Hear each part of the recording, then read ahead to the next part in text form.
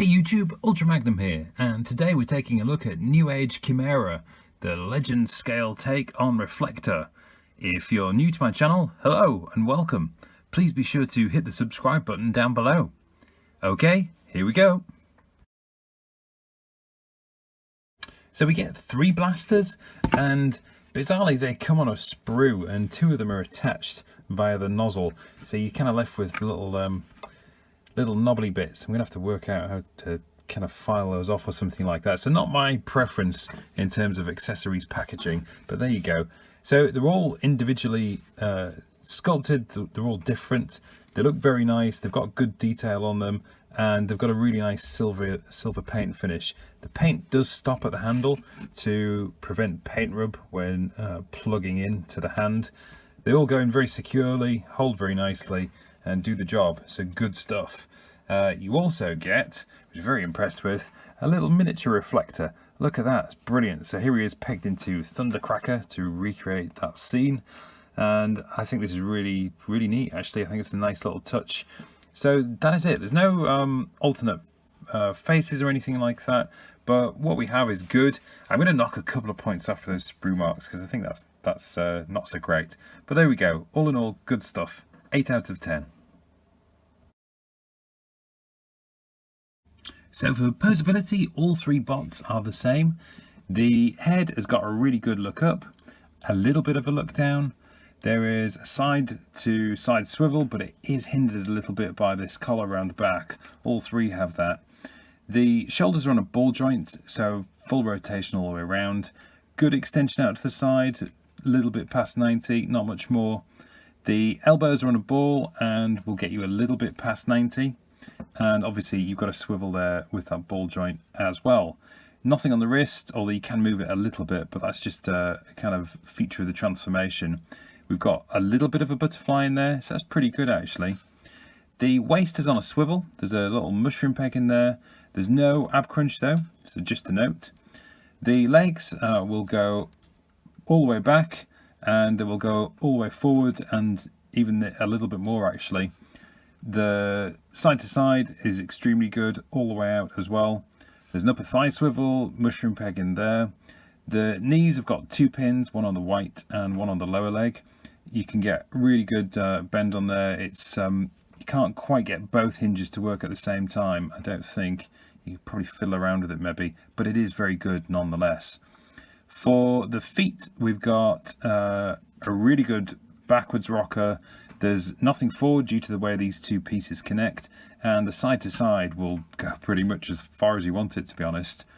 The stability is very good on this. This is the one with the most backpack, if you like, and he's very stable. You know, you've got good chunky feet there, good solid proportions and weight distribution as well. So all in all, Poseability is not 100% perfect, but it is very good. 9 out of 10. In terms of quality, there are flashes of brilliance in this set, but there are also a few inconsistencies as well. If we do the paint first, the bits that are painted are absolutely sensational. So down here on the legs, you've got 2 different shades of purple, and it's kind of got that metallic Fans Toys kind of finish. It's really spectacularly well done. You've got the raised detail bits with the silver paint and the red on there as well. Really nice paint around the midriff, up around the top. The faces are really well done with the nice metallic silver and the metallic red eyes. Looks really good. But then you've got these kind of splodges on the arm, and I think it's not helped that this is onto plastic rather than a fully painted piece, but it just has a little kind of unfinished look to it. It's kind of strange, particularly when you compare it to the other bits. It's almost like this belongs on a different figure. You've also got the kind of the upper thighs and the arms, like I said, these are not painted. So again, it just kind of is an inconsistent look. Strange choice, to be honest. I think the color scheme overall is fantastic on these. This is very G1, very Toon. I think the shades and the tones are brilliant, but there are just a couple of application points to note. Sculpt wise, these are really good. I think the detail There's not massive amounts because they're going, as I say, for a toon look, but the bits that are there are really well done. I mean, the central bit here on Viewfinder is really nicely sculpted, nicely painted. On all three, you've got the translucent green plastic over the detail underneath. Again, very fans toys like, actually. So kind of premium stuff that just makes the figures pop. Really good. Cleanup wise, I think generally they're very good from the front. I think they've obviously got a little bit of a backpack, but to be honest, this is very clean looking and that stuff's got to go somewhere. So these two have got a mirror image backpack. He probably suffers the most, Viewfinder in the middle, but again, it's quite smooth. I mean, I haven't got any particular issues with that. There's a little bit of a gap through the middle there, but you don't particularly notice it. I would have preferred it if this had been kind of consistent colour. You know, that's if it had flipped around in some way, that would have made it better. To be honest, the biggest issue for me, cleanup wise, is the exposed ball joints on the elbows. I just think it breaks the look on a figure when you get that, and when it's so obvious as well. This would have been much better, I think, if it had been on a pin and swivel kind of system. It would have just given it a cleaner, more premium kind of look, put it that way. So I think it's probably the arms that do it for me in that sense. Materials wise, they are excellent, super solid, sturdy plastic. They've got a kind of a little mini heft to them, if you like, for such small figures. Really good stuff, really well built. So overall, the quality I think is very, very, very good. There's just a couple of inconsistencies and strange choices there. So overall, 8 out of 10. So scale-wise, here he is next to Newage's Megatron and Starscream and Thundercracker, and I think they've absolutely hit the nail on the head with size and proportions here, because to me, Reflector kind of comes up to about mid-height, waist height on the Seekers, and probably just a little bit less on Megatron. So I think this is perfect. They've scaled it well within their own range, and I know scale's a tricky thing for Legends figures, so I think this is pretty much spot on. So I'm going to give it 10 out of 10, and just overall, I think the look of this is fantastic. And you know, to think if you're kind of collecting masterpieces, how much effort and time and money it would take to put something together that looks this good. So to have it quite accessible in Legends format for me is really exciting. And just so you can see them next to some other figures, here they are next to Magic Square Soundwave. That looks pretty good actually. And here is Newage Bumblebee. I'm not so sure about that. I feel like they should be about the same height, but there you go. Here is Iron Factory Mirage. That looks right, I think. And also Iron Factory Wheeljack. So that looks good too. You can tell I've got nuts on Legends figures. I think they're brilliant, having resisted for so long. So I think the transformation is intuitive. I think it's fun. I think it's relatively straightforward. It's well engineered. There are a couple of bits I don't particularly like. I think the arms could have been done better. And I think if, going back to the quality section, if these had been done on a pin and a swivel, it would have just made them lock in a bit more of a secure fashion. I think that's the biggest bugbear of the transformation. The way it clips together, again, it's not a kind of chunky feel to that. You have to take that with a little bit of care, I would suggest, and also the way that the lens goes onto here.